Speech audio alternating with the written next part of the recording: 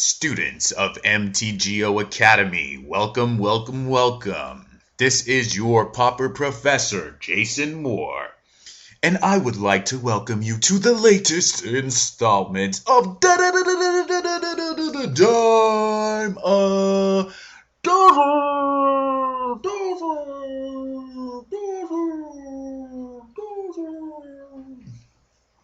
Well, this is a bit of a departure from our typical blue-based, preordaining, counterspelling, mole drifting control decks in the Pauper format. And I found that over the past few weeks, I've encountered a number of opposing Tortured Existence style decks. This has always been somewhat of an intriguing strategy to me, albeit a bit slow, both in terms of its actual game plan and in terms of clock management as a strategy, and somewhat decision intensive, kind of complex, and somewhat difficult to optimize as a strategy.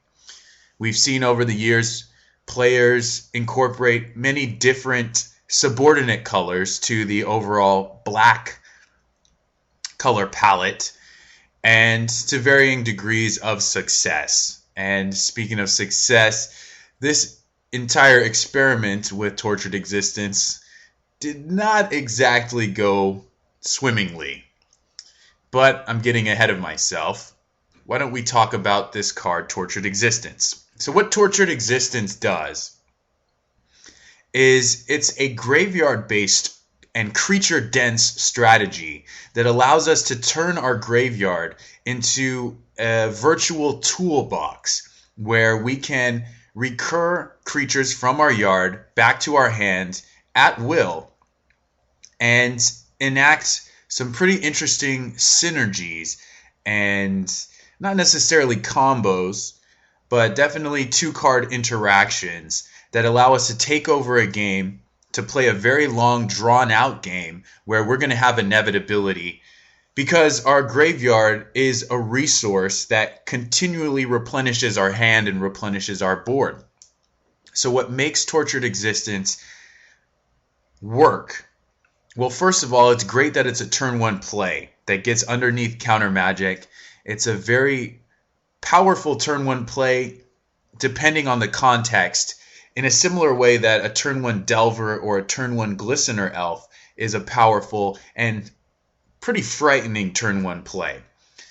It has the potential, by virtue of the fact that it just has resolved, to ultimately win a game. There are a lot of people who cannot beat, I don't know if there's a lot of people, but there's a number of people that cannot beat a resolved Tortured Existence, because if they can't remove it, and they obviously can't counter it because it's already hit play, then we just kind of get to do whatever we want. So what are the things that we want to do, and how do we make the deck work? Well, a big part of it are these dredge creatures. We have 3 Golgari Brown Scale and 3 Stinkweed Imp. And when these enter our graveyard, either because we discarded it to the Tortured Existence activation, we sacrificed it to Carrion Feeder, or we dredged it with one of the other cards, or it just got killed in combat or something like that, or got countered, we can now make sure that we get a creature into our hand every turn. With Dredge, these creatures come from the graveyard into our hand at each draw step, and we flood our graveyard with a number of other creatures. So this gives us a lot of food for Tortured Existence. We're guaranteed to have some discard fodder every turn, and we have a lot of different targets we can pick up. Now, that is all well and good. That's all cute, but it's not really powerful enough to win in the Pauper format. I think the card that actually makes this deck powerful enough, ostensibly, to win in the Pauper format is Grave Scrabbler, because Grave Scrabbler gives us ridiculous amounts of card advantage and value for a very cheap cost. So you discard the Grave Scrabbler for a single black mana, and then because of madness, we can actually cast the Grave Scrabbler for colorless black. So we're casting a 2/2 for colorless black for all intents and purposes. We're getting a card back because of Grave Scrabbler's Enter the Battlefield trigger and because of Tortured Existence's activation. So he's getting us to draw 2 cards from our graveyard at our own choice. Basically, whatever 2 creatures of our choice from the graveyard for 3 mana, and we get a Grey Ogre. So that's a really great value here. And that is what allows us to get advantages over our opponents once we have the Tortured Existence in play. With all that being said, there's a number of other things you can do with the Tortured Existence engine. First of all, in order to find it, we have 4 copies of Commune with the Gods. So Commune with the Gods can get us a key creature or that Tortured Existence. It can also get us our 2 copies of Deadweight in the main deck, just as a cheap removal spell. But Commune with the Gods is pretty strong as a way to coincide with the Tortured Existence. Some other things that we can do is, well, hang on a second here. I'm going to have to click on this a billion times. All right. Is use this Sacrifice Outlet, Carrion Feeder, and keep getting creatures back to feed to the Carrion Feeder and just make it bigger and bigger each turn. We can use Perilous Mirror. Hang on. Perilous Mirror to sack to the Carrion Feeder and either decimate our opponent's board over a series of turns or just burn the opponent out straight to the dome, just constantly getting back these mirrors and shocking them. So that's kind of a win condition in and of itself. We also have, to coincide with the feeder, Mesmeric Fiend. And the way this works is we cast the Mesmeric Fiend, the Enters the Battlefield trigger goes on the stack, and we sack the Fiend while that trigger is still on the stack, so that the Leaves the Battlefield trigger resolves first. So there's no card to actually return to their hand. The Leaves the Battlefield trigger resolves, then the Enters the Battlefield trigger resolves. We permanently exile a card from their hand, and we bolster one, so to speak, by putting a counter on the Carrion Feeder. So that's another little cute synergy. And then in our end game, we can continuously get back Crows and Tusker. I think this is actually really cool. And continuously cycle and thin out lands from our graveyard. So we get a basic land every turn, put it into play, and draw a card. And then we just thin out all the lands from our deck and draw an extra card every turn. We also have this guy for the super late game, and he helps us to keep from milling ourselves out. He puts 3 cards on the bottom of our library from our graveyard. So, and he becomes a 6/6, so that can also just beat people. So this is all well and good, right? You have a Tortured Existence in play, you turn over a large amount of your library, and you put it to work for you. But what about when we don't have Tortured Existence in play? It's a big deal for me to try and make this deck work, because a lot of the times you're just not going to have this in your hand. So we're playing the requisite Gurmag Angler. This is one of the best creatures in the format. And because we put so many cards in the graveyard with Commune with the Gods, Fetch Lands, Dredge Creatures, Tortured Existence, Carrion Feeder, we can cast these for pretty cheap and just beat down with them. So this is part of the way we win, is Gurmag Angler Beatdown. And we have more Dredge Creatures in the board. Then we also have, I just have a value creature in Phyrexian Rager here that helps us gum up the ground, draw a card, kind of bridge the gap between being a terrible non-Tortured Existence deck and a somewhat good Tortured Existence deck. And then Crypt Rats is in here as a board sweeper we can kind of tutor up, but I really haven't found much use for it just yet, so the jury's definitely out on that one. Lastly, we have some Chainer's Edicts. I think this is a premium removal spell in the format at the moment. Very good against Nivik Cyclops, Affinity creatures, pretty much anything that ails you, any big creature that can normally be protected, hexproof creatures. And because we put a bunch of stuff in our yard and play for a very late game, it is possible just to flash this back if you end up milling it at some point. So the mana base, which I usually start with, but this time we didn't, is very straightforward. We have 11 tapped lands, 6 fetches just to feed the Gurmag Angler, and 5 duels, 4 of the Gain Life duel, and the 5th Superior Art Golgari Guildgate. And then I think we have slightly more black than we do green. That says 6 forests. No, actually it's even. It's 6 swamps. But we do fetch out black a lot more than we do green because Tortured Existence really does require us to have a lot of black mana. So let's check out the sideboard here, and I will let you guys know ahead of time that in round 3 I made some changes to this board. So be on the lookout for that. I guess I won't talk about it in depth. We do have some graveyard hate. Well, first of all, with this board, I wanted to have a lot more creatures and flashback spells than anything, because that's the type of stuff that we accidentally mill into our yard. And so this deck, we have a way of getting all that stuff back. If it's a creature, we can recur it with the Tortured Existence. If it's a flashback spell, we just cast it from the graveyard. So there are a few things that aren't one or the other, just because I felt it was very necessary to have. And 2 of those are Nihil Spellbomb as a way to stop opposing graveyard strategies. And we have Fairy Macabre, which is, as you can see, a creature we can discard to use its ability, get it back, rinse, wash, repeat if we want. And then we'll just go over everything at random. There's 2 Hooting Mandrills just to further our plan B if there's other decks that we need to try and kill fast. We have access to these cheaper delve creatures that hopefully will beat down and pressure the opponent and hopefully get the job done. I also have 2 Sylvok Replica as a creature, again, like the Fairy Macabre. We can sack to naturalize and then try and get it back. But because I want to kill a lot of artifacts and enchantments, I also have 2 Nature's Claim to supplement that. We have Scattershot Archer for decks with flyers like Delver and Tokens. I have a 3rd and 4th Mesmeric Fiend if there's people we want to disrupt, such as combo decks.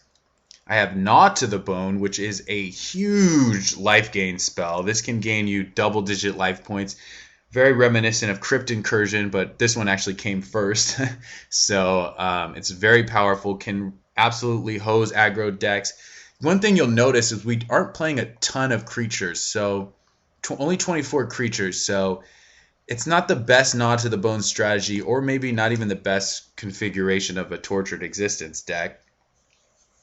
But at least one of the games, this actually saved our butt. So keep that in mind. We do have a Fume Spitter to knock out some small creatures, and that is every single sideboard card. So I've talked about the entire deck now.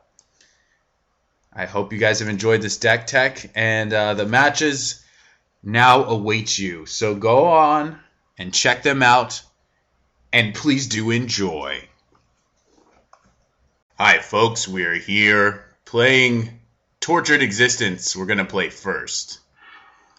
So let's see what we're working with. There might be some lag. I apologize in advance. Well, we do have a turn 1 Tortured Existence. We can find some creatures, and hopefully we're going to do that. We're going to play Tortured Existence turn 1. Even though we can't really do anything with it, we get underneath any type of counter magic. So that's what we're going to do. And let's see what happens. This will be interesting. We're playing against Tron, which might just go way over the top of us. We'll have to see. So he may have a turn 3 Tron. Well, there's not a lot we can do with the second Tortured Existence, so I'm going to take the Carrion Feeder. And these commune with the gods. There's definitely a lot of variance involved. And as you can see, we actually didn't get anything useful into our graveyard. So he played Prophetic Prism, which leads me to believe he actually has the 3rd piece in his hand. Going to commune again. There's not really anything else we can do. So I guess I'll take the Imp. But that leaves us with no creatures in the graveyard. I think I might just start dredging. If I start dredging, I have 5 lands in hand to cast most anything I could find. I think I'm just going to leave the Stinkweed Imp in the graveyard. And we're probably going to get run over But, oh well. We don't know what flavor of Tron he is. He might be mono green.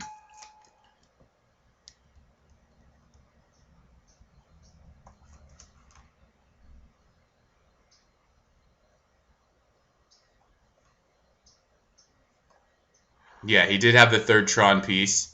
It looks like a Mole Drifter, so he's likely the rug color combination. So we're going to dredge. We can pretty much cast anything. See what he breaks. Oh, okay. Looks like he might kill my guy.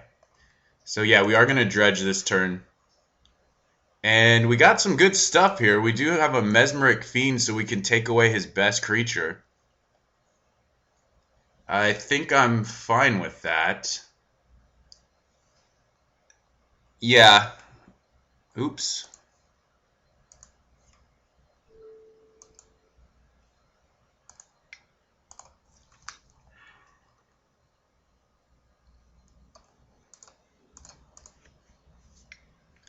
So with this on the stack, we sack the Carrion Feeder, or we sack the Fiends to the Carrion Feeder.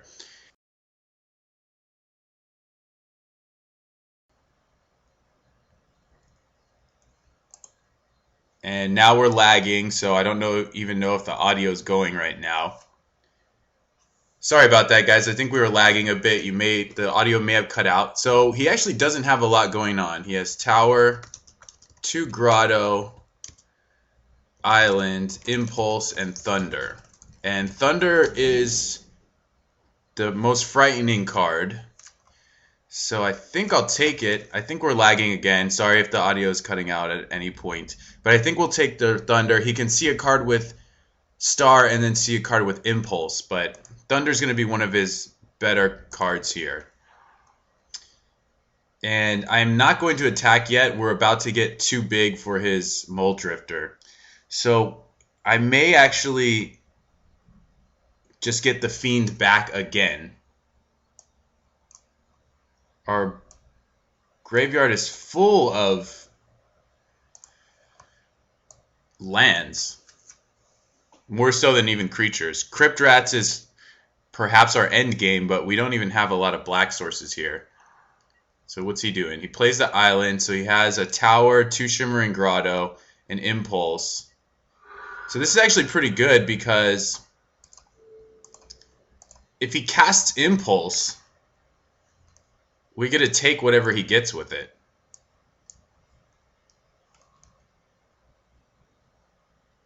So we can chop up his hand.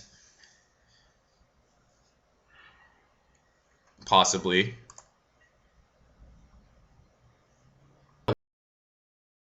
Lag, so that's going to affect our ability to win the game on time. I'm still waiting for the lag to resolve. Okay, so let's do this.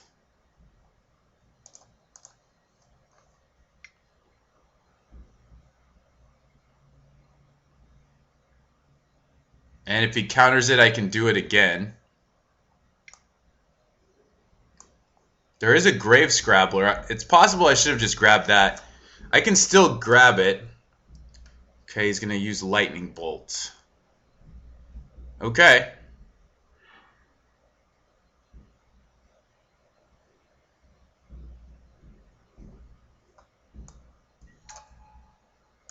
Yeah, it's possible I was too locked into this play. So much lag. Alright, we're taking his Impulse. Unless he's going to cast it. So now I think I'm actually just going to pick up Grave Scrabbler. Well, I guess I can do it next turn. I can get Carrion Feeder back. Let's see. There's not really a lot for me to get, so I'm just going to end step get the Grave Scrabbler. I'll get Perilous Mirror and Carrion Feeder if nothing else gets dredged. We can also get Battlefield Scrounger as a beefy threat. That actually might be good enough here. He's going to main phase Impulse. Doesn't get revealed.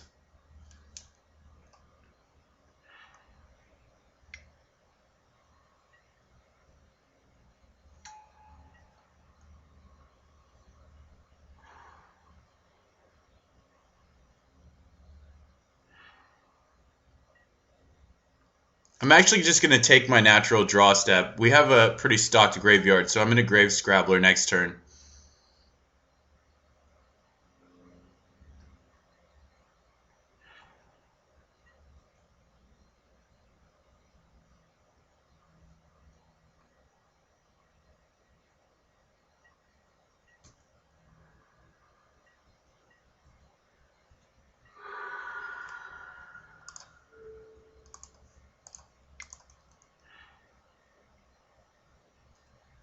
So this is something you guys might not be used to, but a lot of the times I feel like it is correct just to draw your card.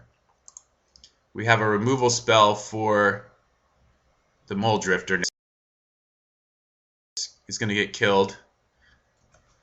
So I guess I'm just going to get a Carrion Feeder and a Perilous Mirror.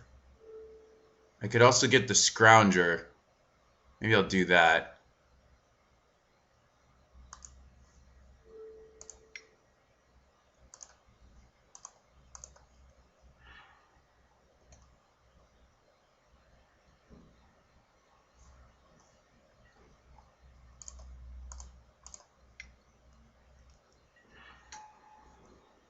And I'll also get the Perilous Mirror. Or I messed up.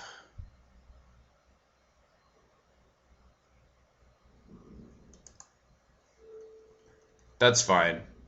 I'll play the Perilous Mirror. I think I can take another hit.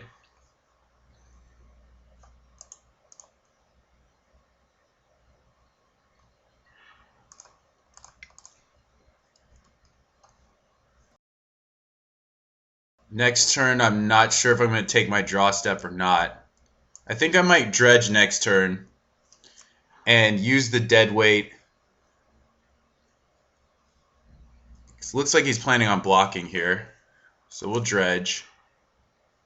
Try and get something cool. So let's start with this.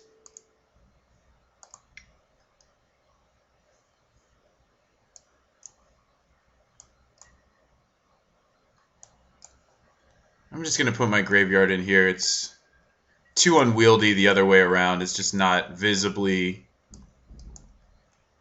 legit.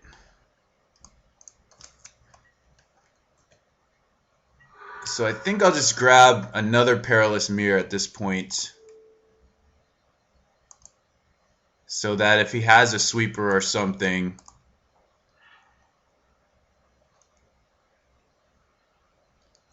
he's going to take damage either way. And then I can get to a point where I'm going to start sacking things to Carrion Feeder to combo him out. Crypt Rats, we don't have enough black to really make that doable. So it looks like he's going to get a Haunted Fengraph. Yeah, that's fine.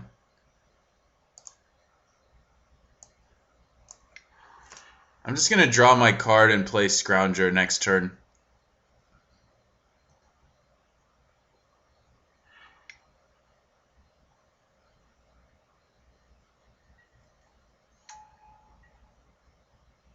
Or not. You know what? I think I'm actually going to get the Carrion Feeder so I can just kill the Mole Drifter again.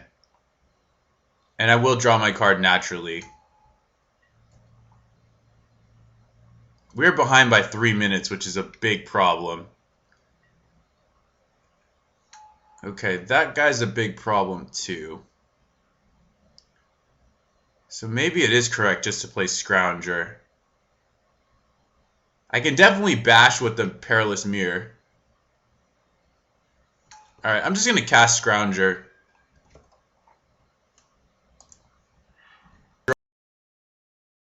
Draw as well, but I want to play Scrounger.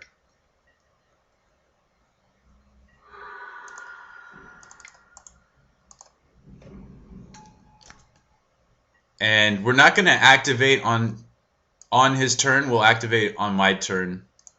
Just in case he has another bolt, we want to be able to respond to it. So I'll just draw naturally again. I can Chainer's Edict him and basically get in with everything except Mesmeric Fiend.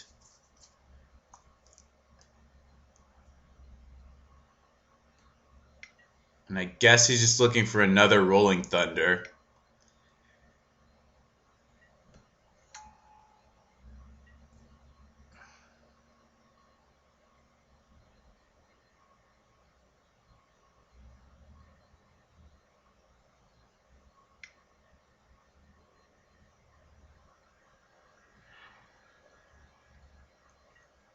I mean, maybe I do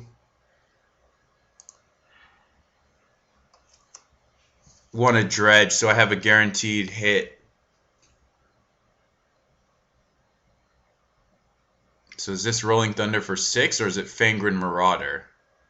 It's a Fangren Marauder. Okay, that's going to gain him some life, that's for sure. Actually, hang on.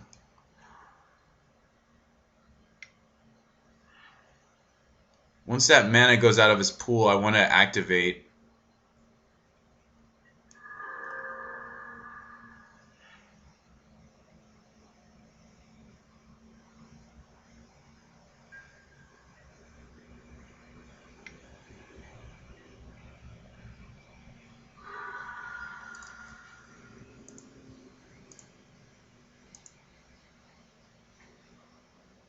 Isn't that it?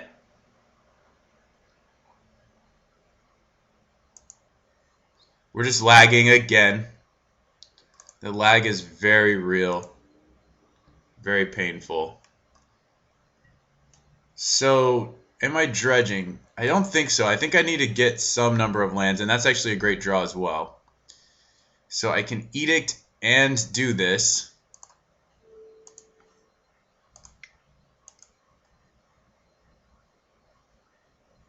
So I'm going to get the Carrion Feeder, and we still don't have a...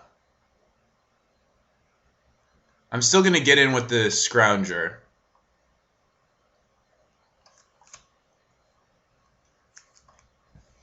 Get the Carrion Feeder, and not sure what else. Maybe we get 2 of them. So this is threatening 6.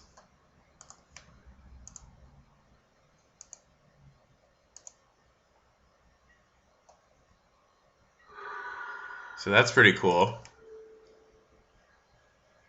Maybe we just get 2 Carrion Feeders, I'm not sure.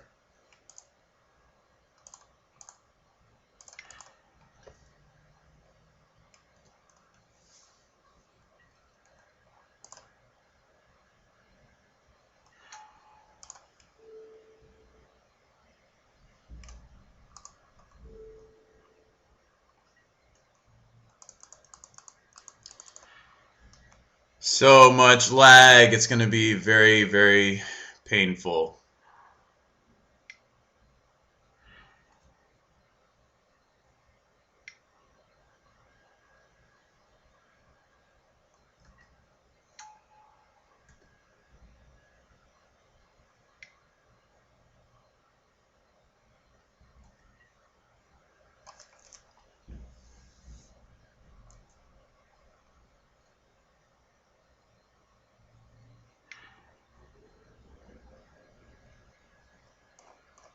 He pitched.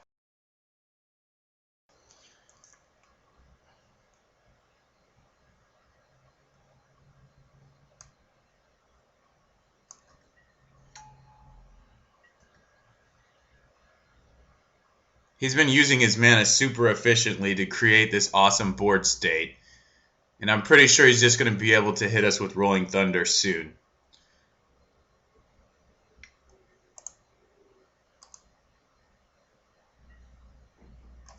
He's down to 18 cards.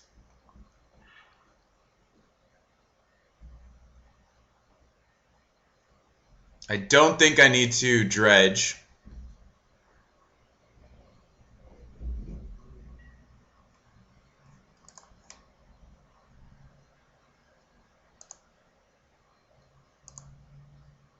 Getting all the lands out of my graveyard.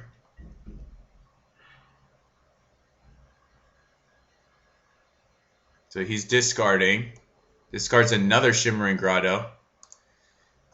We find Commune with the Gods. Guess I can do that. Try and find a Delve creature finally. We found one. I think I want him more than I want Grave Scrabbler.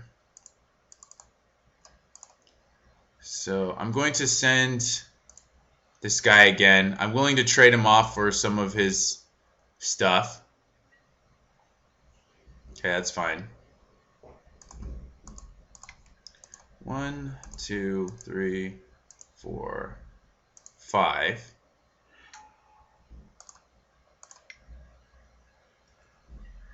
So let's see what he does.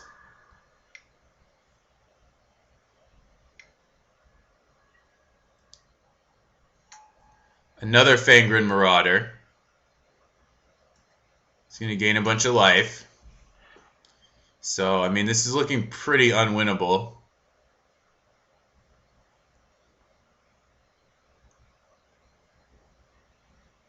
But we are getting slightly closer on time.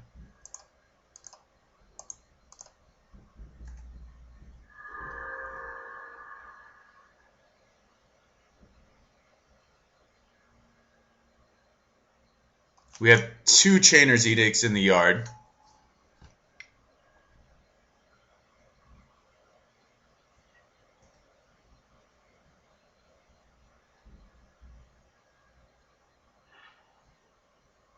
I'm still going to just naturally draw my cards. Again, hitting lands is actually not bad for us, so we can get up to Chainer's Edict. We can maybe get to Crypt Rats' board, but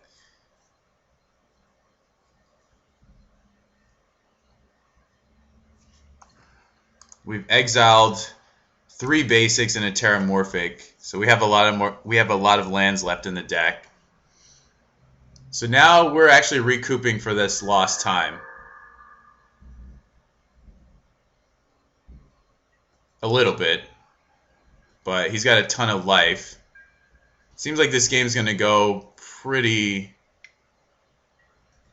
far into extra innings.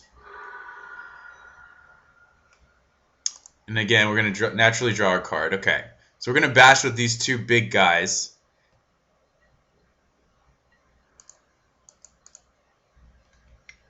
And I think I'm just going to play another Angler.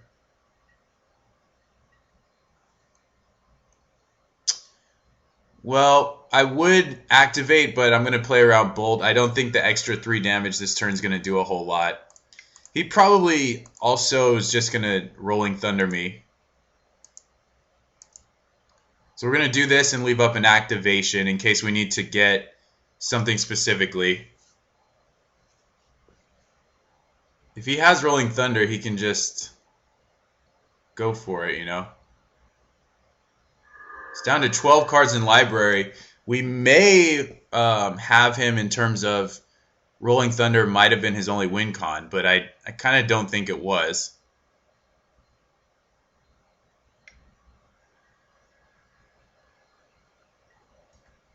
There's Impulse, so he's getting down to the nitty-gritty. He might actually mill himself or something.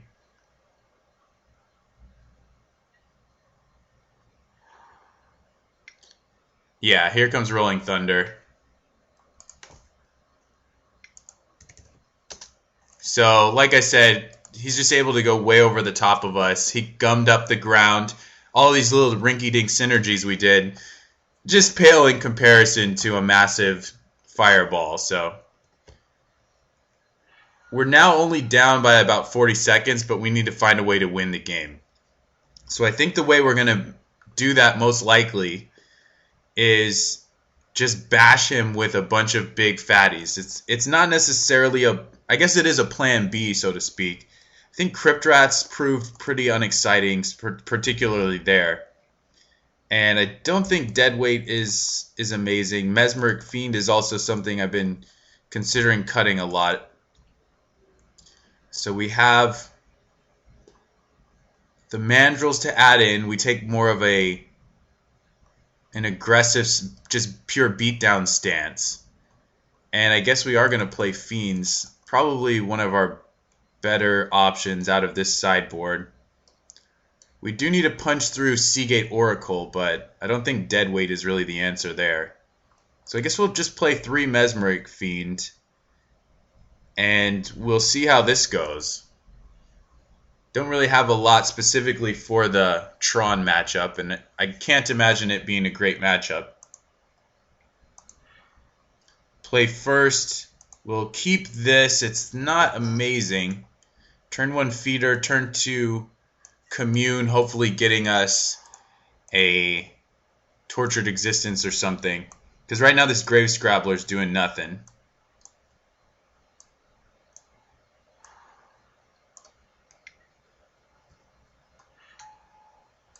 So I'm going to try and play a little bit faster. This also feeds our Gurmag Anglers. So I guess we'll take one of those.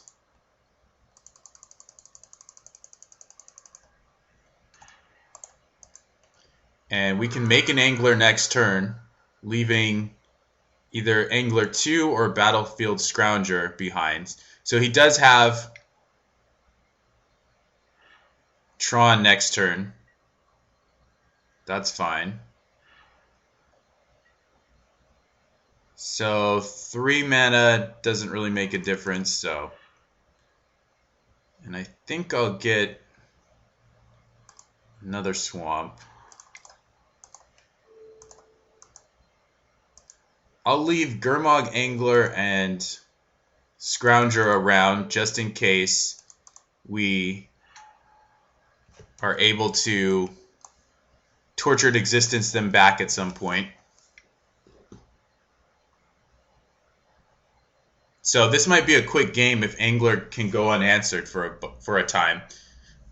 His choice to kill the Carrion Feeder instead of end-stepping the Expedition map, I think is actually a little suspect, because it completely inhibits the amount of mana he uses on this turn, his turn 3.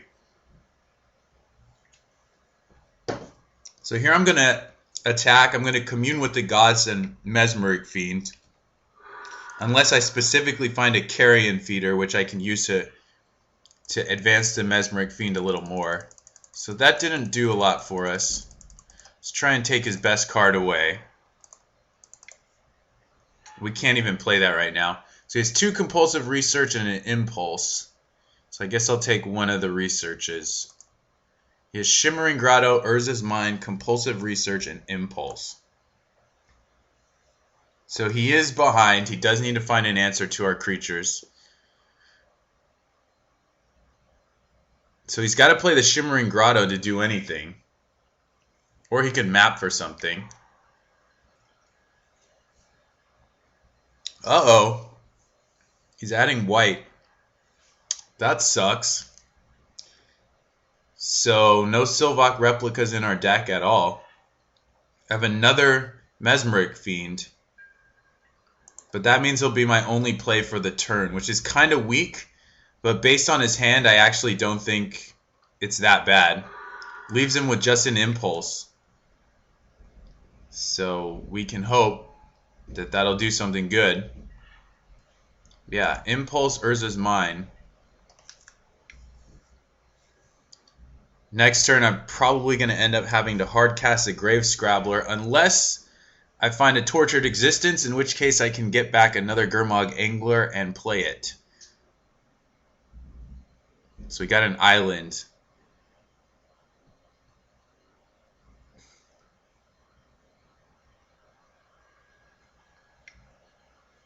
And he found... Oh, right, Firebolt.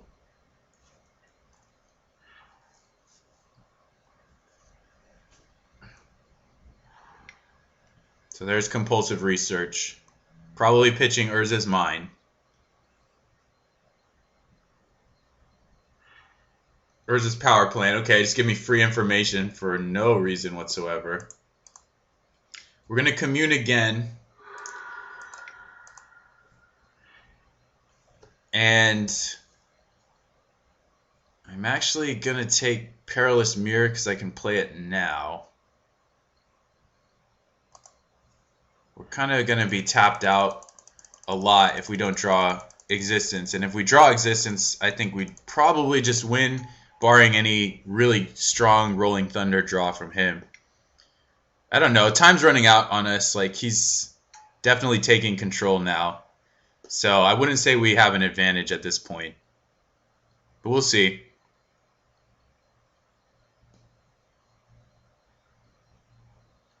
Attacking with 1/1s is not exactly spectacular.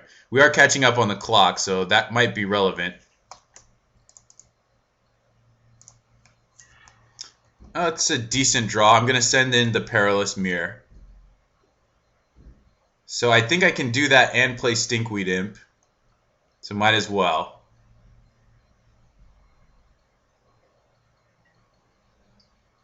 Okay, we're going to trade.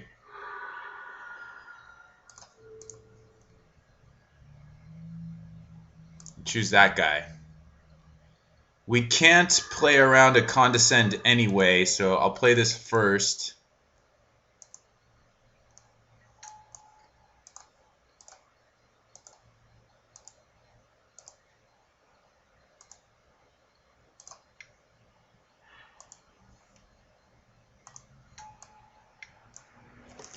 Now he's going to Impulse.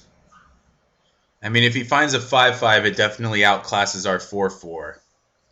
So it could be the case that in our board, we actually want the 4th Gurmag Angler instead of 2 Mandrills.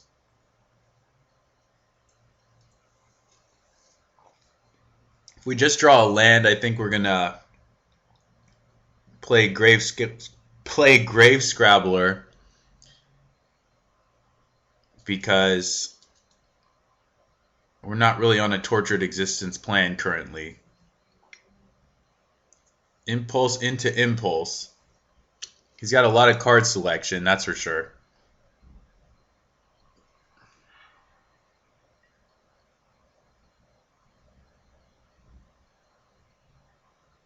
And a full grip of 7 cards and Tron. I mean, it's not looking good whatsoever. Seagate Oracle. And then maybe a Muldrifter to follow up. Okay, now we're far ahead on time. We were very far behind on time, like 3+ minutes. And now the tables have turned. Man, he's just got it all. Okay, well, I guess we're bashing in the air.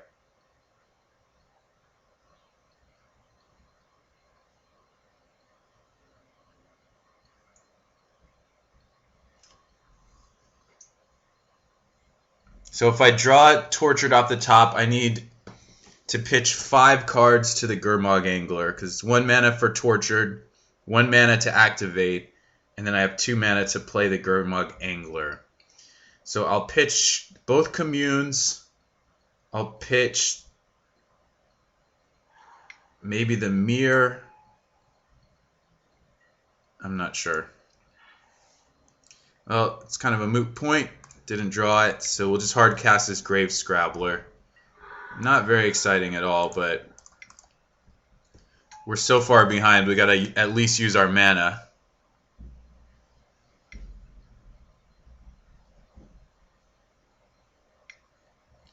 Okay, so now we're just gonna get... Okay, so that's better than a Rolling Thunder at least. But he's gonna gain a bunch of life. Looks like this deck could use also point removal spells, even though they're kind of bad in a deck that's dredging so much. A card like Fangren Marauder is a huge problem, so...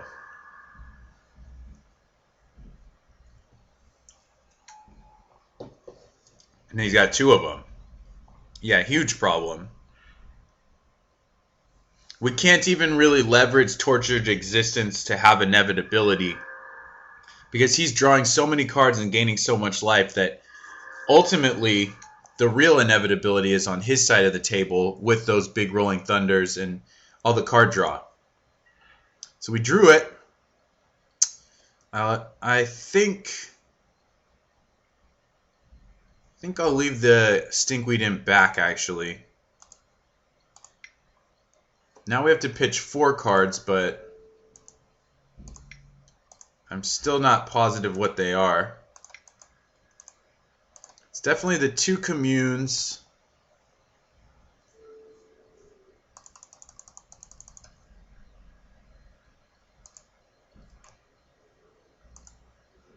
I don't think Perilous Mirror does anything on this board.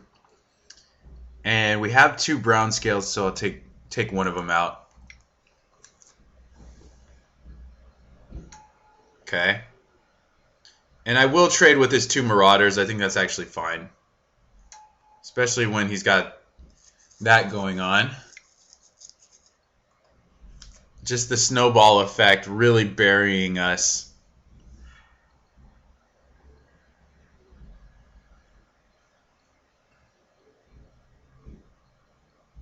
I think it's almost more likely we win through time than any other means here.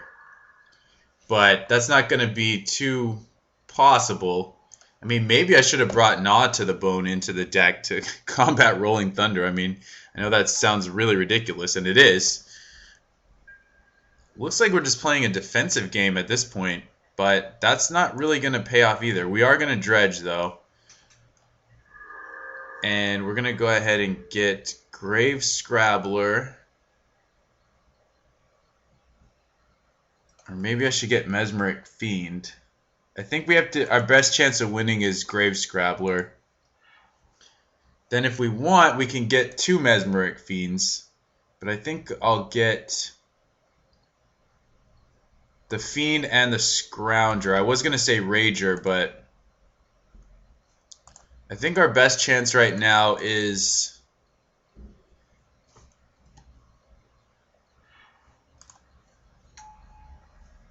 to Fiend him next turn and hope he doesn't have a Thunder, but he might just have a Thunder anyway.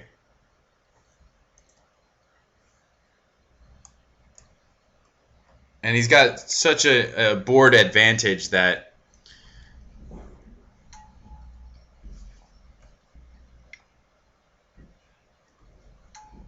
I mean, it's almost a given that he has Rolling Thunder.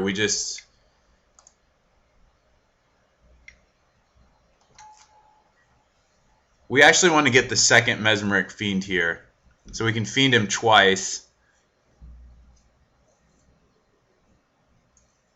I mean, he could damn near just Thunder our board and start swinging, which looks like maybe he's going to do. Nope, just keep drawing cards. He might mill out this game. We'll see. But yeah, I'm definitely going to pitch the Scrounger back to Fiend. I'm switching up my plan of attack here. Am I going to dredge? I don't think so. Because I know what I'm doing next turn. I know how I'm using my mana, so just drawing a land or something is not terrible. I mean, our deck is doing what it's supposed to do, and the board we have and the utility we have is good enough to beat a lot of opponents, but this particular opponent is just going way over the top of us. Maybe, I don't know if I'm sounding like a broken record or not, but that's definitely what's happening right now. So he can also race us in the air possibly.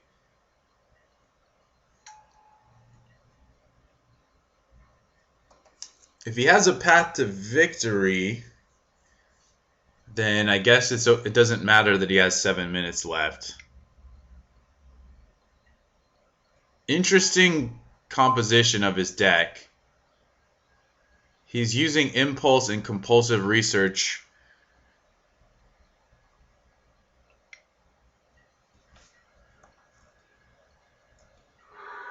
So yeah, we can afford to do this.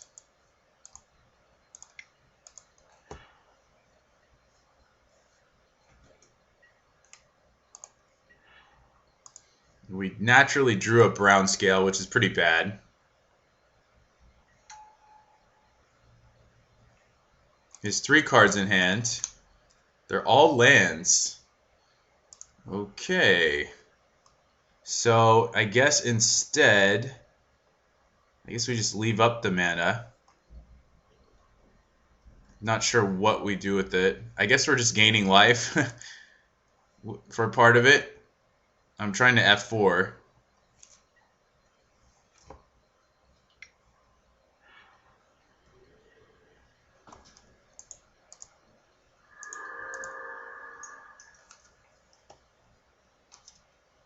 I don't think there's any way he leaves out.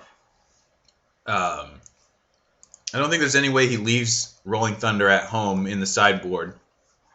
So 4 impulses, and it looks like 4 compulsive researches. And at least 3 to 4 Seagate Oracles, 4 Muldrifter. That's a lot of draw on top of the spheres and stars. It seems like overkill. But speaking of kill, he's definitely going to find what he's looking for. Because he's... I mean, we're likely even just getting destroyed by the Muldrifters at this point.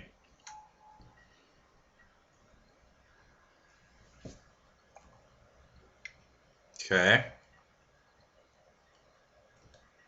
So now I'm going to swap the brown scales a couple times.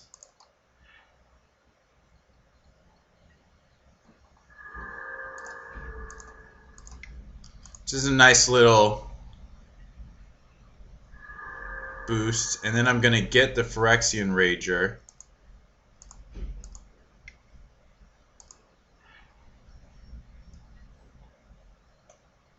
And I'm still not going to dredge. It's possible I should. So I'm going to Rager first, then I think I'm going to play Mesmeric Fiend.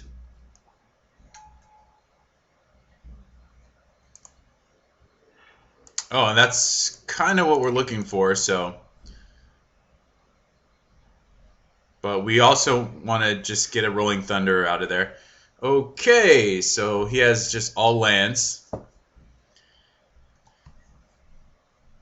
And I think Muldrifters are just getting us, basically a 2-turn clock. So I can dredge Brown Scale, gain 2, play Stinkweed Imp, and then gain 2 again. He's adding red, so this is a called shot here. Looks like he might have us. And this was pretty much a trouncing. Does not look like a good matchup at all. Even though he's playing more card draw than most of the lists would be playing. I mean, we're obviously having problems here with... Why am I not F6'd? With a Fangren Marauder. We're having problems with a lot of resolved Muldrifters. It's down to 6 cards. Alright, well, I guess it's not over yet from the looks.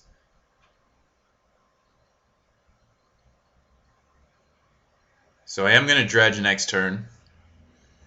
Firebolt, getting back Compulsive Research. He's going to be down to 3 cards in library. So he's got at least 1 in the deck, because otherwise what else would he be looking for? There it is. Finally found it.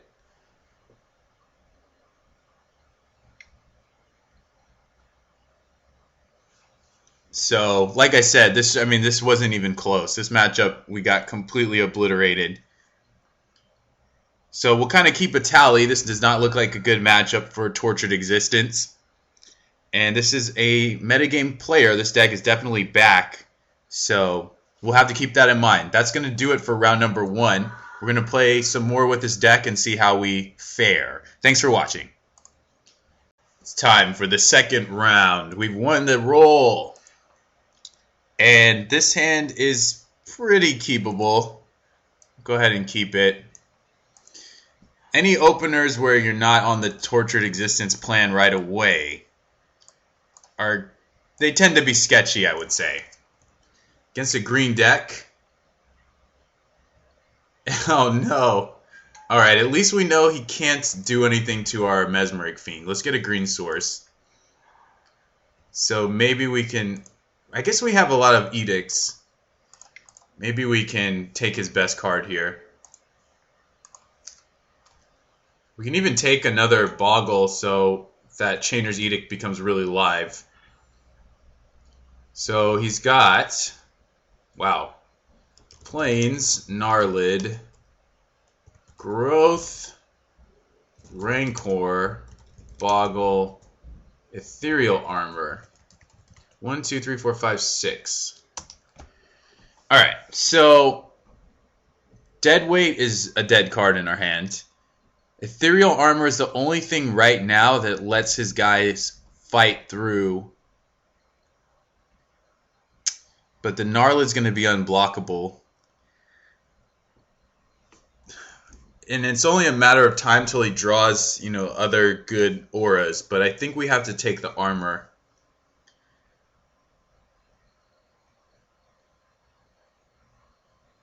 Yeah, I mean, I don't know. I don't exactly know how we're winning this game.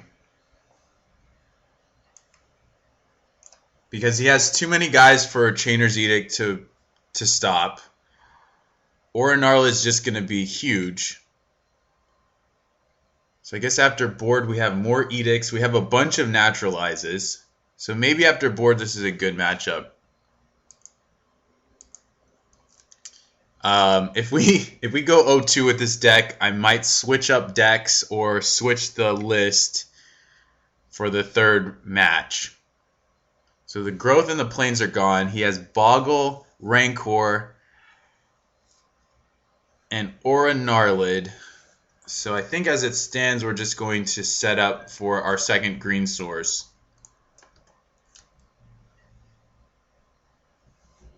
And if he draws a land, he's probably just going to play a huge Aura Gnarlid. I'm not sure. I don't think Deadweight will kill it because it'll be a 3-3. Then the Deadweight actually grows it. The Deadweight actually makes it a 4-4. Or sorry, it's a 4-4 right now. So the Deadweight actually makes it a 5-5. And then shrinks it to a 3-3. Then it makes it a 6-6 and shrinks it to a and then it makes it a 4-4 and shrinks it to a 2-2. So I don't know that that's worth it. We also get to play the Perilous Mirror. So the Deadweight's really just a -1/-1, which makes this again 5-5 then 3-3. 4-4 then 2-2. So the Perilous Mirror, then he plays the Rancor, which makes it a 4-2. But these Deadweights aren't doing anything else anyway. So I guess we're just going to do it.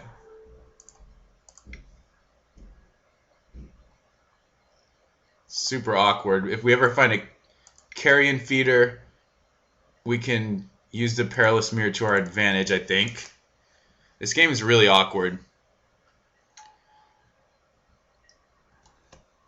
This game is the most awkward. Becomes a 4-2 unblockable. Looks like that's what he's going to do. Oh, 5-3, pardon me. Of course, he gets the buff. So we're on a 4-turn clock. Not the best. I will attack with the Perilous Mirror doesn't even kill it. So I guess I don't want to attack with that.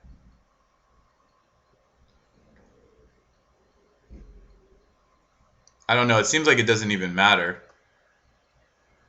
We want to fill the graveyard up now for Scrounger, I suppose.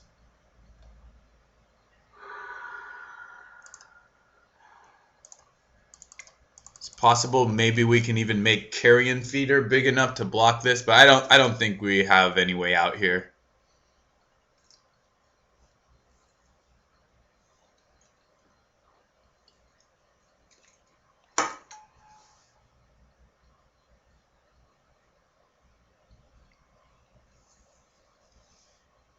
Yeah, Deadweight just atrocious in this matchup.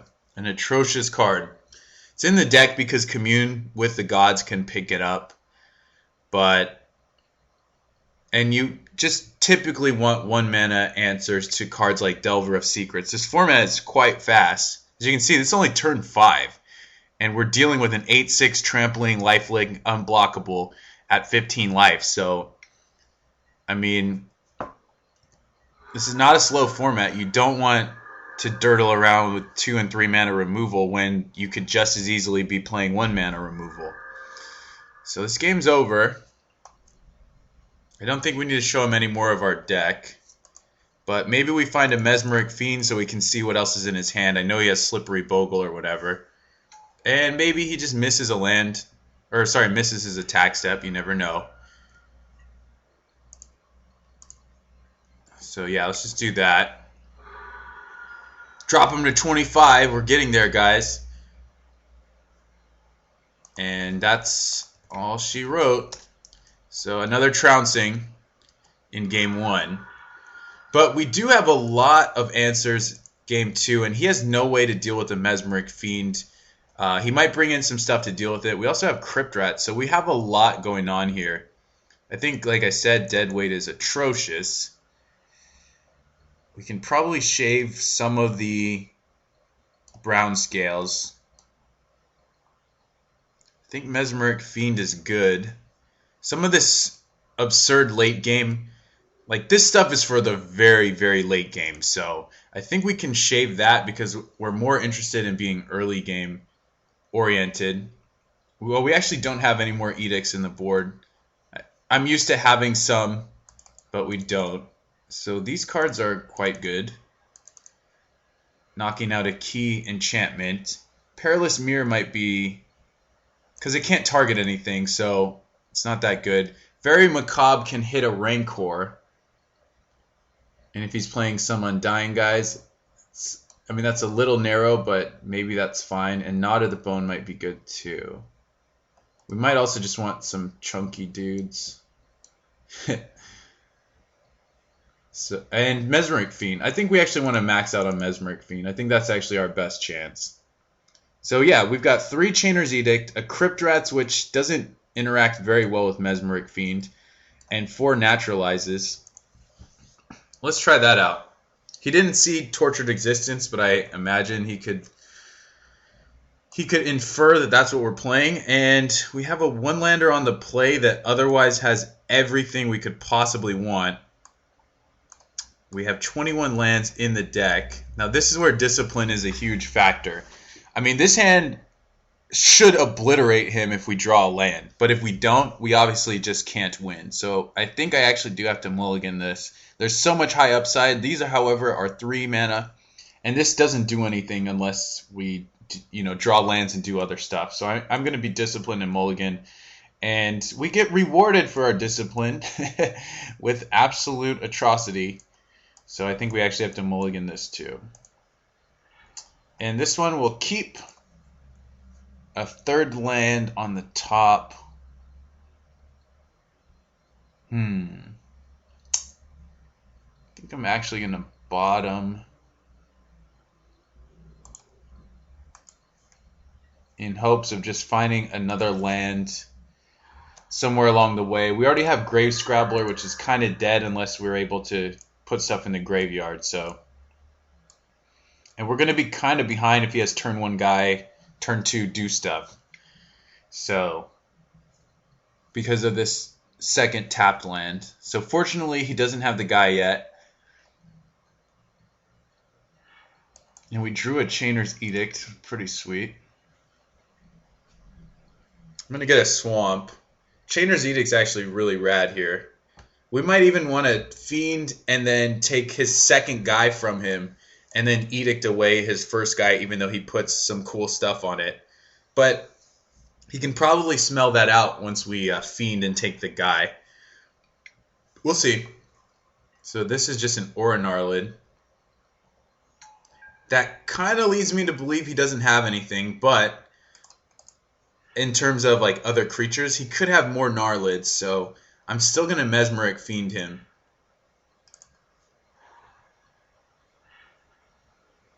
We'll find a Nature's Claim, which I don't need to cast yet. We don't need to try and mana screw him. I want to see what he's working with, give us the most information possible. So it's just okay, he does have a Scout. 2 Growth, Rancor, Umbra, which doesn't factor into sacrificing, so we'll go ahead and take the Scout. He must have drawn that last turn because I think otherwise he'd just want to suit it up and do some stuff. We're going to take a bunch of damage, but then we get to Edict, and maybe he just gets stranded with a bunch of dead cards in hand, and we can start getting to work, hitting land drops and stuff. We'll see. So we do have an okay sideboard against him. Okay, so yeah, we're getting some decent value here, even though we're taking 13. So his hand's going to be Rancor, double Abundant Growth. There's no point in edicting. There's no point in claiming his Sprawl.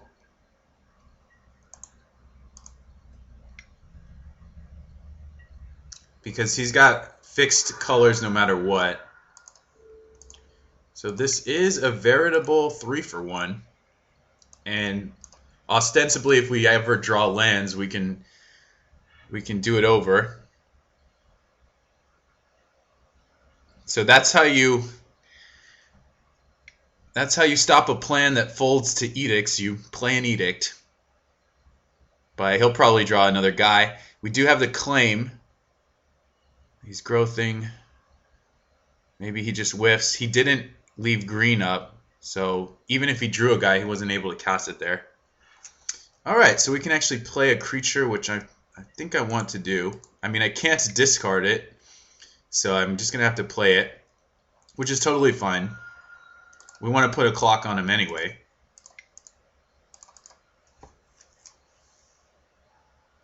And we're basically tied in terms of time. Did he find a guy between those last 3 draws? Looks like he did. And it's a big one. It's a doozy. The only other thing we can do here is Nature's Claim our own Tortured Existence if we have to. This is going to be really rough. Can't attack, can't block, so maybe we can stay alive and have an out be an Edict. So he's going to Rancor. So I'm going to have to blow up something. I don't know if it's going to be the Rancor, probably.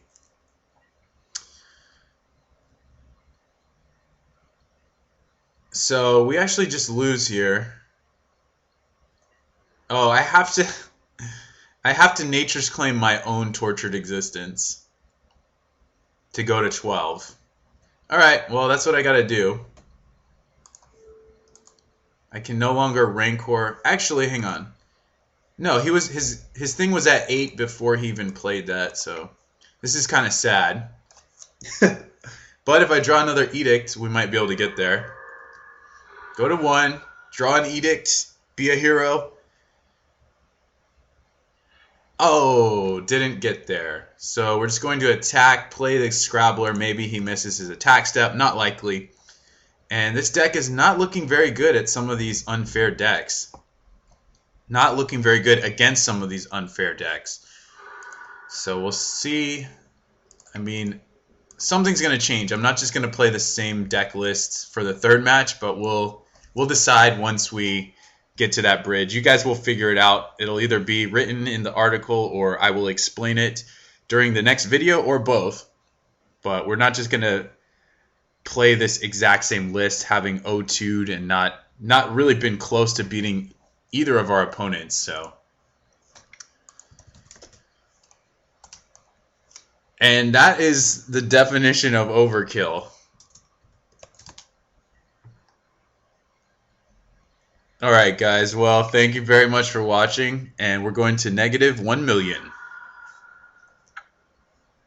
Hey guys, we are back here for round 3, and I made some changes to the sideboard. I'll go into that in a minute. We did win the die roll for the 3rd time, and I guess, I mean this is not a very good hand, but I think we're going to keep it. If we find a 3rd land, I think we're pretty much on our way.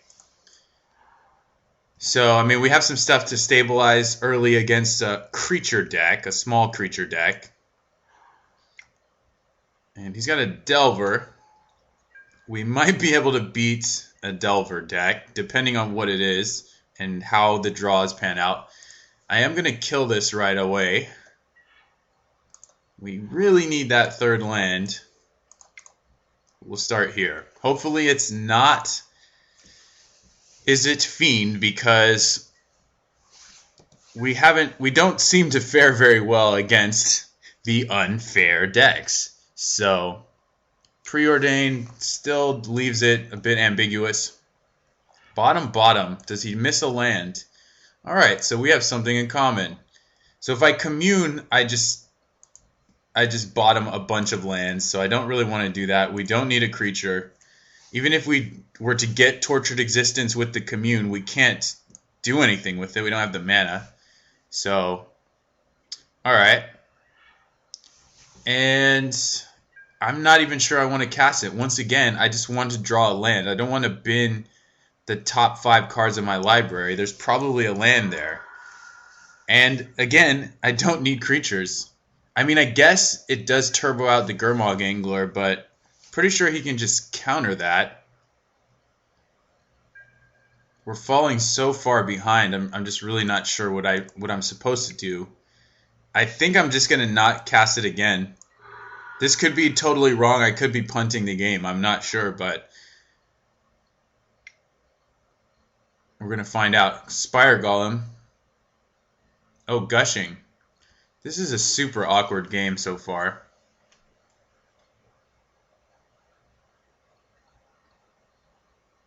That's his turn 5, so he can replay a land. No, he missed a land for a turn, so he's not doing anything. He's going to pitch 3 cards, and they're all islands.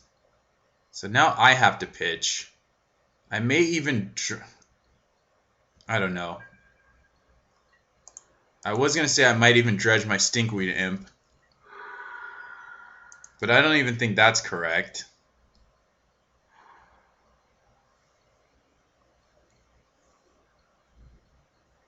He's just going to counter the Gurmag Angler. There's no point in stifling our draw step to make that happen.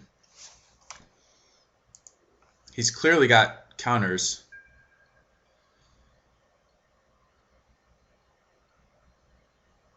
I'm probably in the wrong for doing this, but I'm still just going to wait.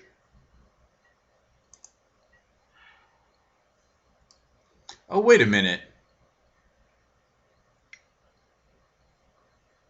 Can I do that? I can discard this for madness? I didn't even think about that. I can discard this to hand size? Okay, we drew the land. I can actually play a Gurmag Angler this turn. Now that I have free reign. We don't lose a ton by doing that. I could also... No, I can't Tusker and play a land. I mean, he likely has Snap or something. I don't think we're losing a lot with the Dredge because we do have Stinkweed Imp in hand. I could also commune this turn. A lot of options. I think I'm just going to run the Angler, though. See where that line takes us.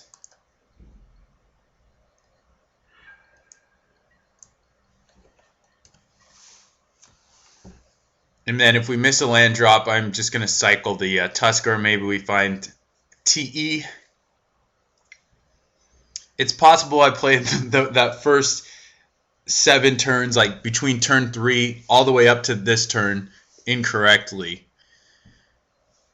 So this is definitely a game I'm going to have to review. This is a super awkward game. Our opponent is clearly either Mono Blue Control or Mono Blue Delver. Could be Mono Blue Delver on a very threat-light opener. And I think this matchup is close to favorable. I feel like we have inevitability once we manage to resolve something. So is a ninja coming? No. So looks like he might just have Snap for us. Let's see what happens.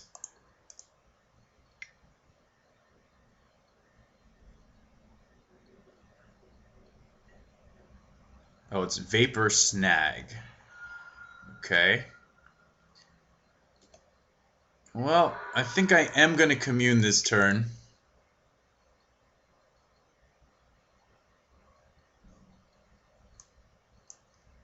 Does he want to counter it? He's going to counter it. With a logic knot. Alright.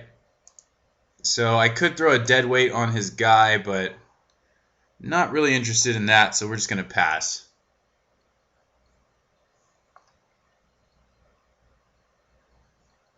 Could have also just cycled.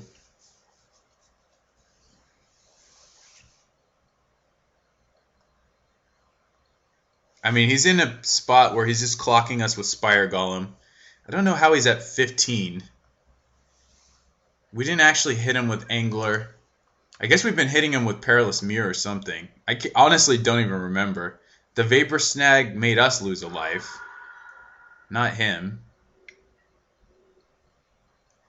It's Cloud of Fairies. Just trying to make sense of these life totals. Okay. So I think I'm willing to trade Perilous Mirror for Cloud of Fairies. Let's try that first. If he just takes the hit, I'll go for the dead weight. If he counters it, I will play Stinkweed Imp.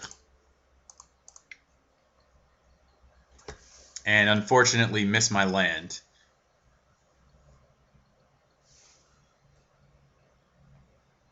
If he doesn't counter it, I guess I'll just cycle.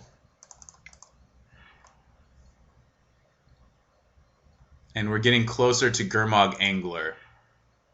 I guess we had an opportunity to cast Angler as well.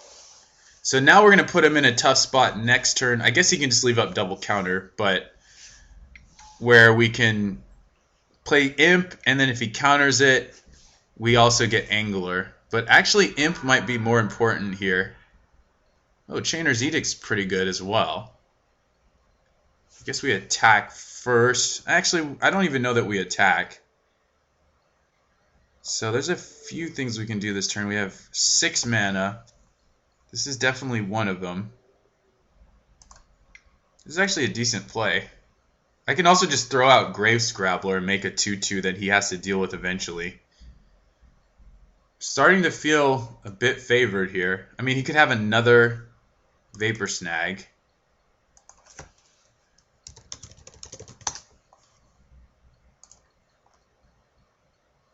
Yeah, I'll just make a Grave Scrabbler if he doesn't counter. He does counter.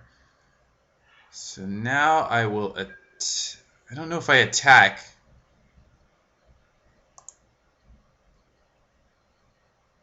Yeah, I'll attack.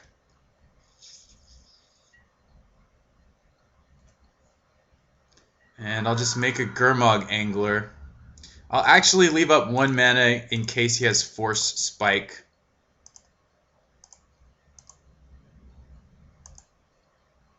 Our Krosan Tusker is down. He might just snag it. He did not. So that leads me to believe he'd have to draw the snag. Found a Ponder. Okay. Well, we're almost even with as far as a race is concerned.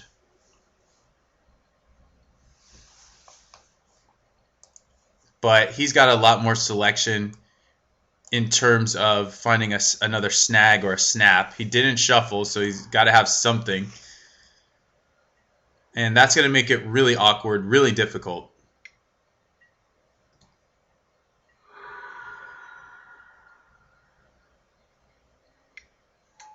Okay. Well, I guess I shove with both. I can also flashback Chainer's Edict, which he can just counter. I guess I could try for Grave Scrabbler, and if he counters that, I can try Imp. If he just has a Ninja, no, it's still the same amount of damage. So yeah, Oh no. Well, that's going to do us in if he has a counter spell. So I guess we just play this. Pay for mana leak. If he counters it, the game's over.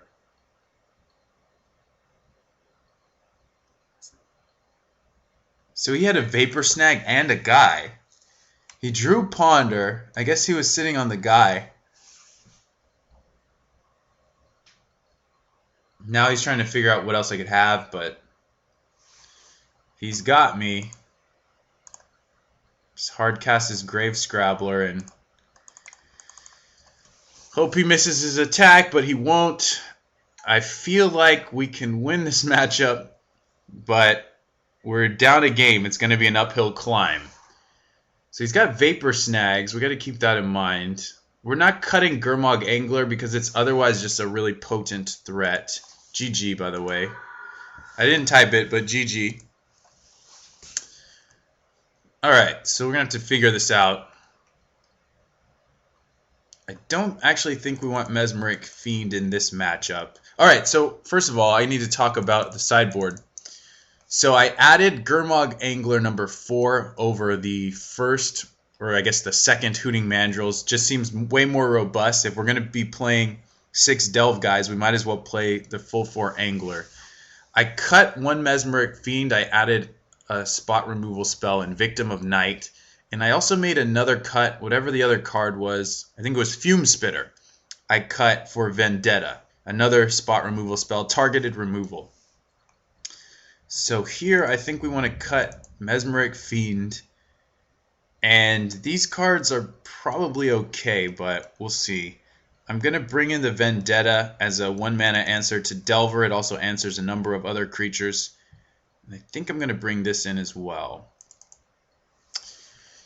He might bring in Stormbound Geist against us. I think Sylvok Replica has some applications, but it's not as versatile. Gnaw to the Bone might absolutely body him. I don't think we're going to ever be at risk of milling out, so I think I can cut that and probably play Gnaw to the Bone. It's going to be so hard for him to deal that much damage. So let's try this. We are down in some number of creatures, so our Tortured Existence plan is a lot worse. But it's good enough and unanswerable that, and this is a snap keep. This hand is actually very strong against him, so he did keep 7 though. So if his hand is equally strong, we might be in trouble. No, he goes to 6. So I think our chances just increase with each mulligan he takes, obviously, and he bottomed, so I think he's probably fishing for lands or threats. So we're going to slam Tortured Existence if he does not play Delver. If he plays Delver, we're slamming Deadweight. Okay. Tortured Existence it is. Top, so he found his lands.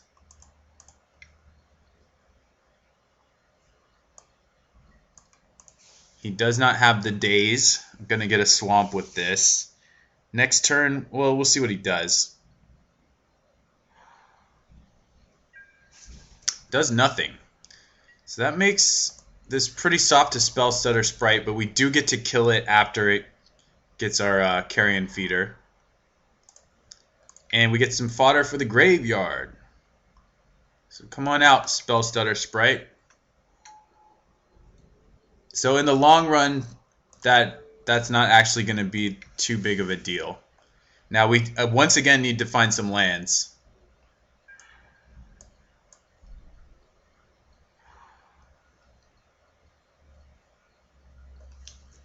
And he just passes again. So we kind of have nothing to do here. We can just run out another Tortured Existence. Not loving that. I think I'm just going to pass. Which is great for him. This hand has showed so much promise, and now it's looking rather weak.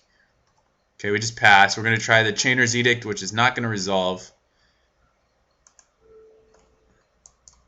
Yeah, Carrion Feeder doesn't do anything right now. We need to hit lands. Darn it. I mean, this may resolve, but I'm not holding my breath. Okay, he's going to sack the Sprite to it.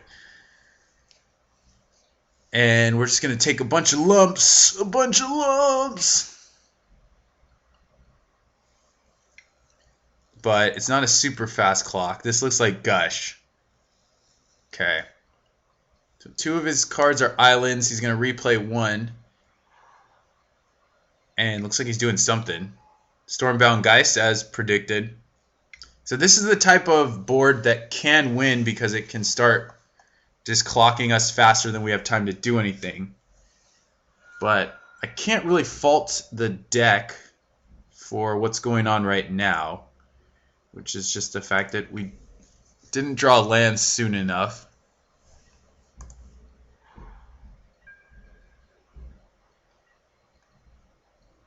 And now I think maybe I do pitch the Tusker.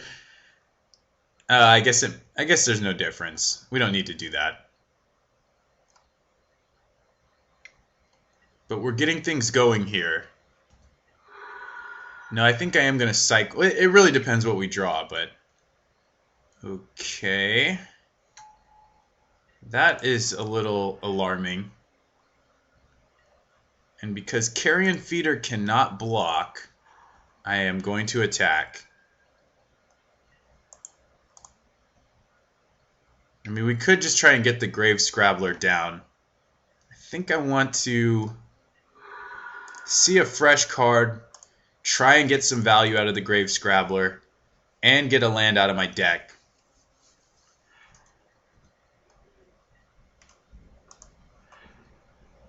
And I'm just going to keep getting swamps, get all the black mana I can. Alright, that might actually be a thing. So right now we can only gain 4 life off of this. I mean, this is a fast clock. This might be 2 turns, but he didn't flip. So we're going to have 5 mana.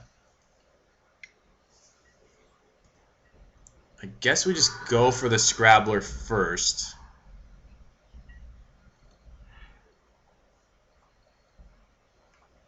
Guess I'll attack first. I could have also... I didn't even think about this, but I could have also pitched the Stinkweed Imp on my upkeep. I think I wanted the fresh draw, though. So he knows about the swamp. Let's go ahead and do this.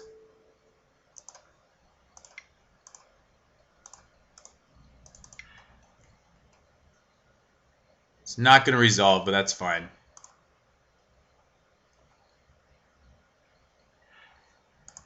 Oh, it did resolve. Okay, somehow it resolved. So I'll play double Carrion Feeder. We're actually kind of in a bind right now. That actually turns off Gnaw to the Bone too. I think I've been playing this terribly. I'm not sure what he's doing though. I could sack my whole board and then go for a Gnaw to the Bone.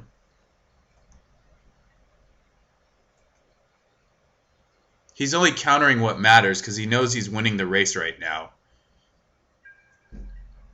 Gnaw to the Bone has flashback.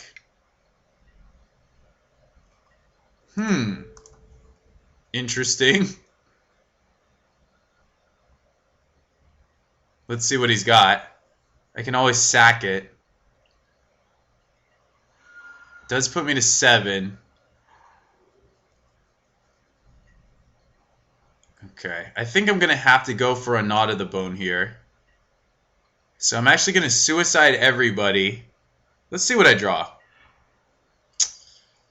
So I'm going to suicide everybody and hope that Gnaw to the Bone does something.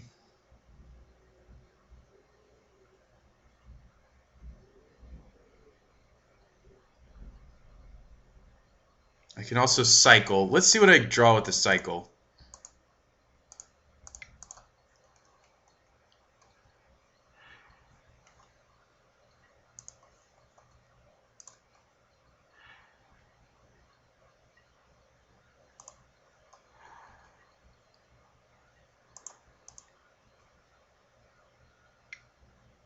So whoever he blocks, I'm going to sack to somebody else.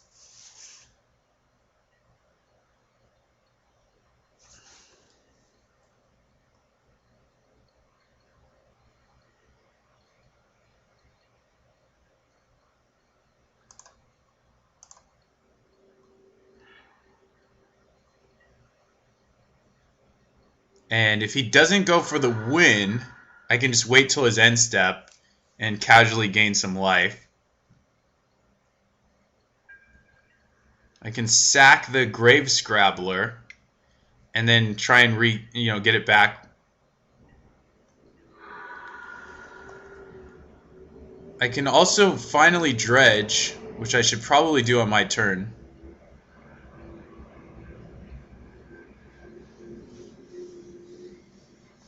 Alright, I think at this point I want to make this play. I think I'm just going to sack both of these guys. And this will be for 8 life.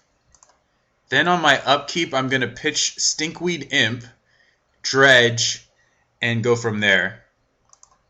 So 2, 4, 6, 8 for the first one. The second one's going to be much bigger, because he might counter this.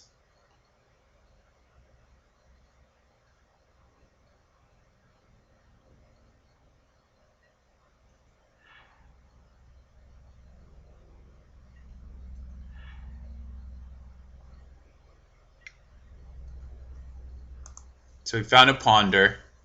I am at 1. Stinkweed Imp is not going to get the job done, so this has to resolve.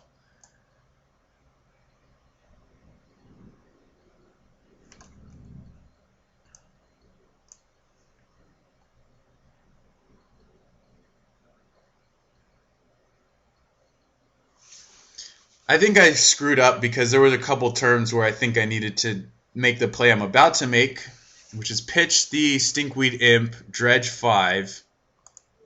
I don't think there's anything else I can really do here.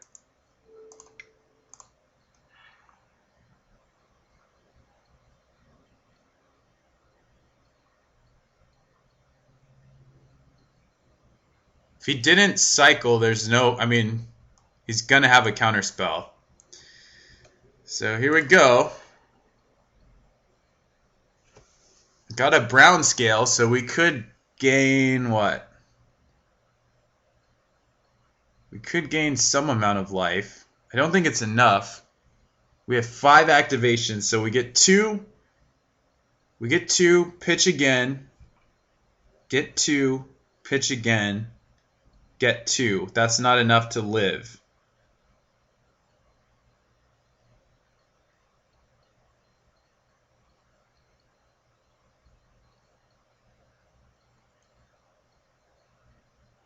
So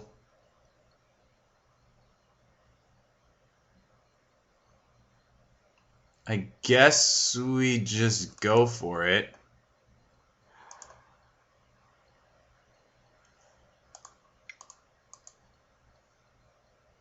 It's going to be for 2, 4, 6, 8, 10.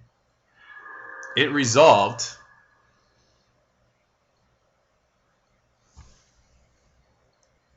So I think now I attack. I can gain 4 more.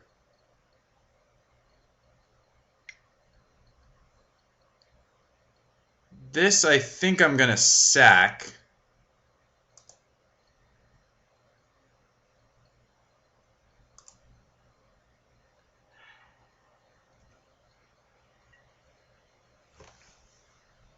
And maybe I just play Stinkweed Imp here. Start getting brown scale back.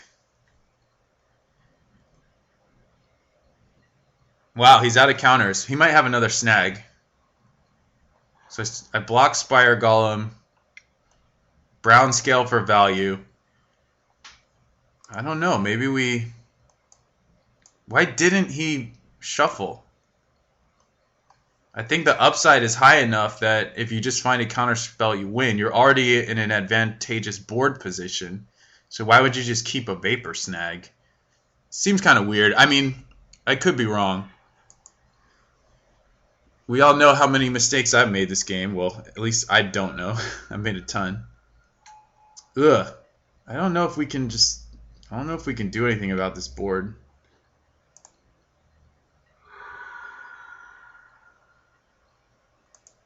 This is looking really rough. I think he drew the...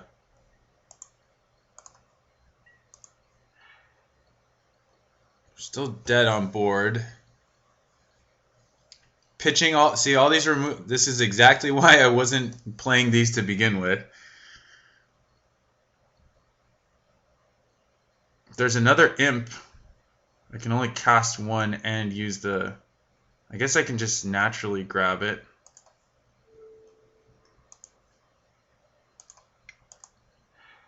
And cast two.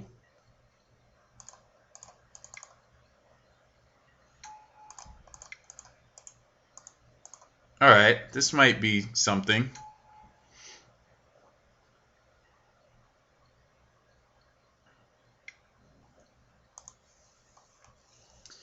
And this is why you're probably not going to see me play a non-preordained deck for a very long time after this. I did start playing this deck.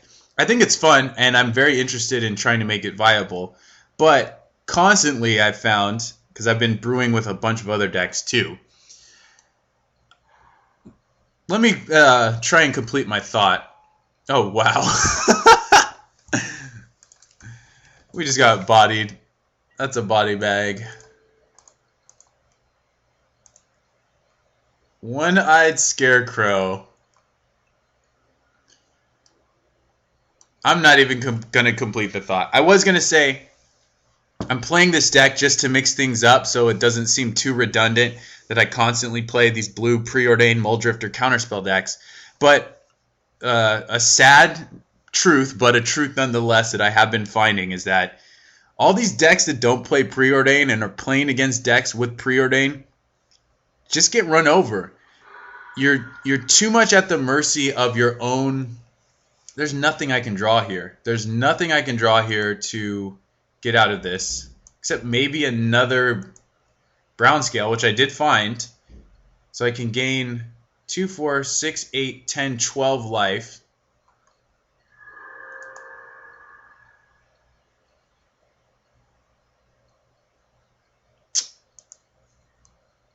Um, 2, 4, 6, 8, 10, 12 life. So I'm just going to pass and gain all the life I can. Was 8. Could play... I could gain 8. Yeah, that's actually fine too.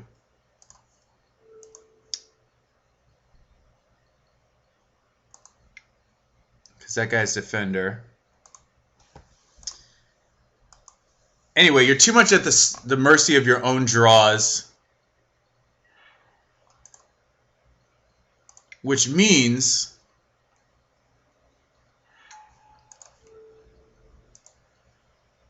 we suffer from flood, screw. You've seen how many times I've been mana screwed throughout this whole thing. And there's nothing we can do about it. It's really pretty sad. So that's why I'm a huge fan of these blue preordained decks right now. See if he does anything.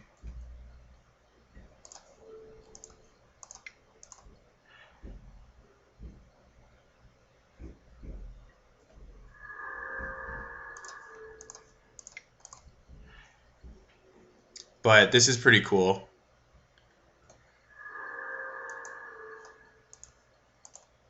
Definitely got a life gain engine right now. It's a force to be reckoned with.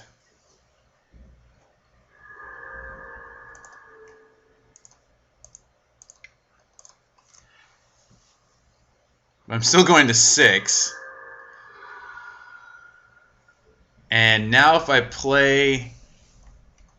Sure, let's do it. There's a Gurmag Angler.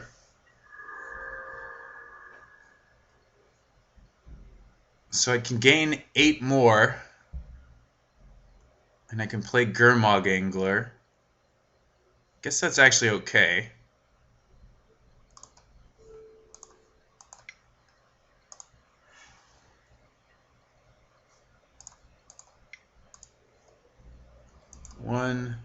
2, 3, 4, 5. So we may have just saved our own butt. We're forever at 8 life. He left the Stormbound guy's back even though it can't block.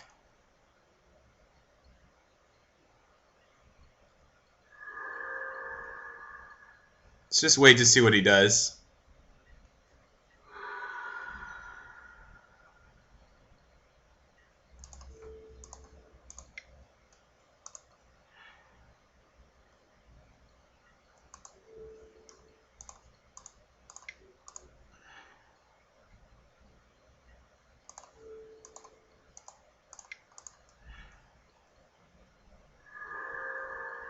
Now we're netting mana.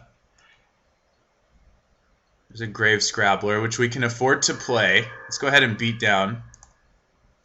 Actually, can we? Yeah, we're fine. We're gaining a ton of life here. He actually can't beat this. This is kind of crazy. The game completely changed once we flipped that brown scale. So now I'll get Scrabbler and I guess Tusker.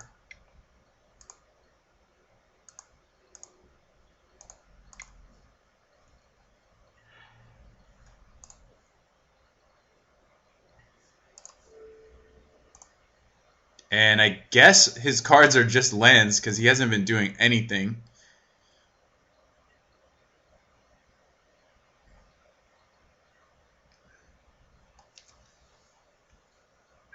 I'll just continue gaining life, trying to put the game out of reach.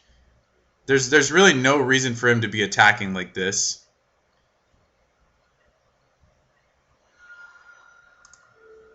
I guess, I mean, he's trying to race still. I guess that's his only option. So I'll just keep doing this.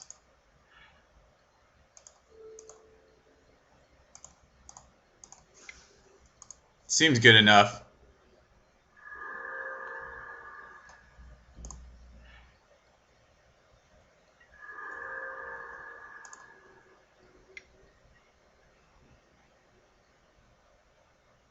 Whether he single blocks or double blocks, I mean, it kind of doesn't matter.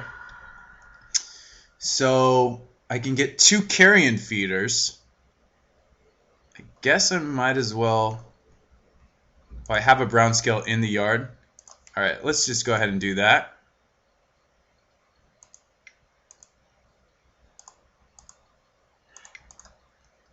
And we're a little behind on time, so I'm going to try and be faster.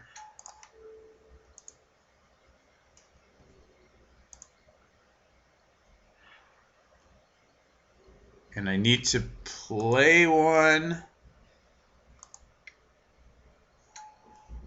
Guess I can play 2.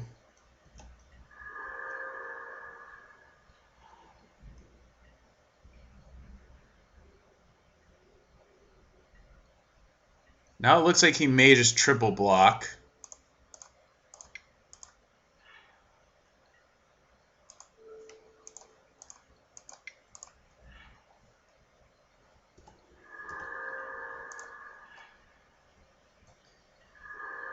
I think we can just start not alpha striking. I mean, he can triple block this.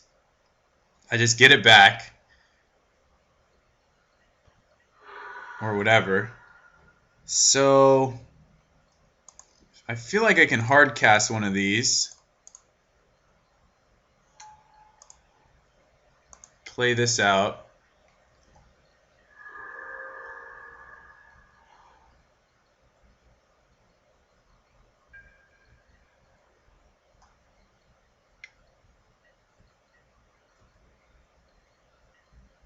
I think I can hard cast a Croson Tusker as well. I'm going to start making this guy like really big.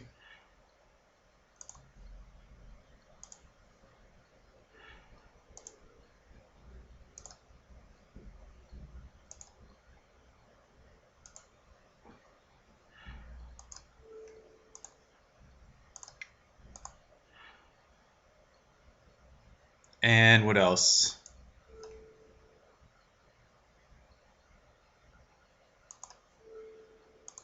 get some cheap guys back, I guess.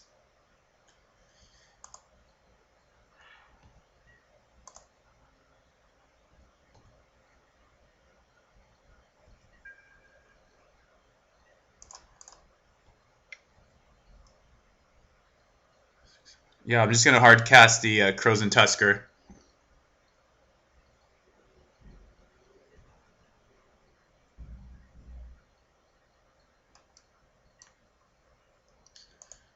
I will sack that.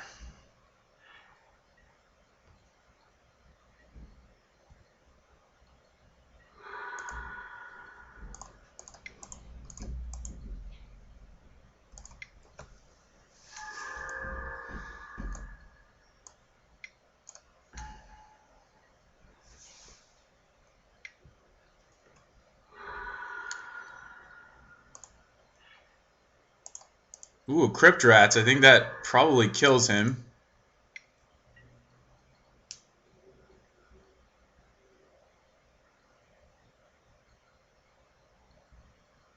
I could have cast Crypt Rats for 3. It's going to 1. Alright, well I can do it for 1.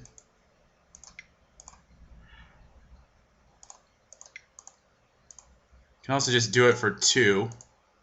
I can also just do it for 3, but let's do it for 2. Alright, we win. We have 7 minutes left. And it's going to be a doozy here. That Nod to the Bone saved our hides. And I think we want to keep it like this. We're going to have to play lightning fast, though, because this is not a fast deck. I'm just going to leave it. The Vendetta and Victim ended up being very subpar, but we had an active Tortured Existence, which kind of mitigated it. We are coming down to the wire. He's playing Vapor Snag over Snap. Looks like he might not have any graveyard hate. The Stormbound, he does have One-Eyed Scarecrow, which only stops Stinkweed Imp, but when that came down, it stopped it so hard. Guess we got to keep this. We can use the Stinkweed Imps defensively. And he has a Delver hand.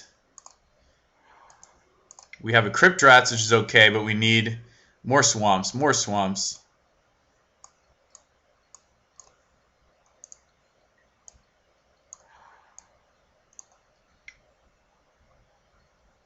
Okay. It's going to be ruthless. Yeah, we'll just start with a Stinkweed Imp. Oh, man. So Crypt Rats might be really good here.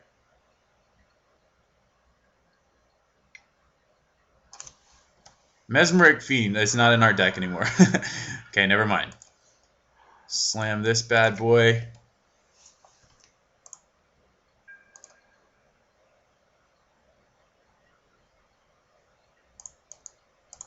Come on!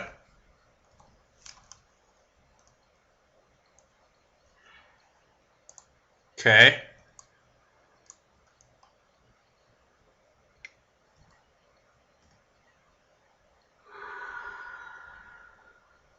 Could sack this, but I don't want to. It's an interesting draw. I think we start with Imp. If he tries to truth it, I just sack. Crypt Rats is a good draw, too. Looks like he's going to do something to it.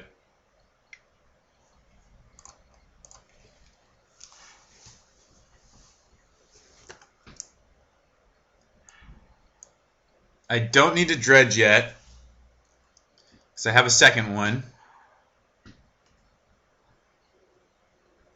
Could also just play Crypt Rats, but I'm going to play the second one first. Second, maybe I don't have time. Okay, now I have time.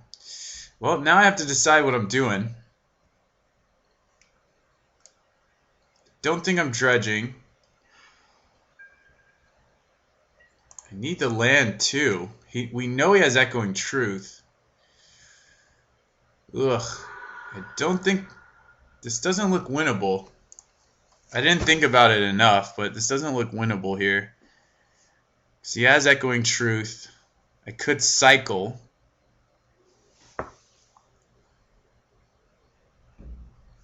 I guess I needed to dredge and try to find Gnaw to the Bone.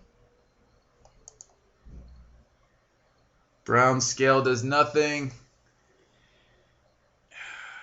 If I play this, he just echoes it.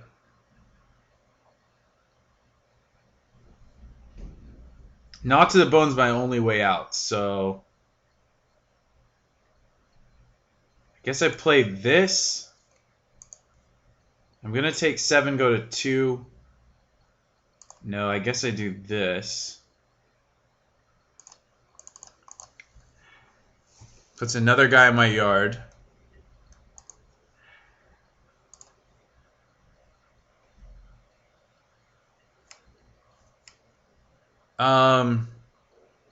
Actually, maybe I do that.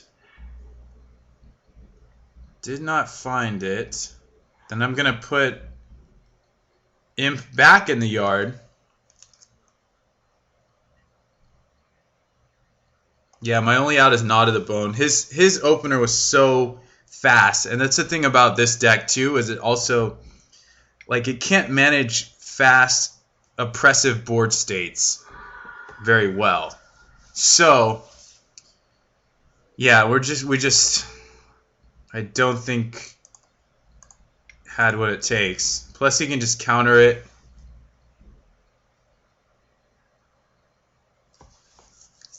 I mean, he might not have a counter spell, but we'll see.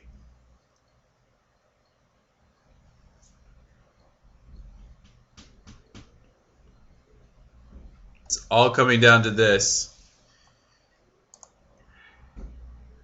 And that's going to be game, but we'll just keep fighting here.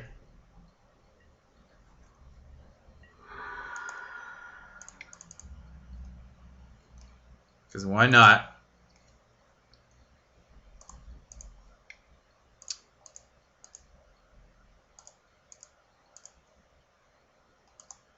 Boom!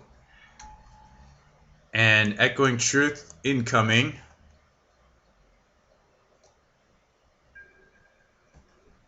Just going to attack through it. And that's going to be game, guys. Well, this deck definitely did not pass the test. And we're going to be back next time, more likely than not, playing a blue Preordained Muldrifter Counterspell deck, because that is a good deck to play. So we got a grand total of 15 play points. I'm sure our ELO just plummeted. But I want to thank you very much for tuning in to this installment of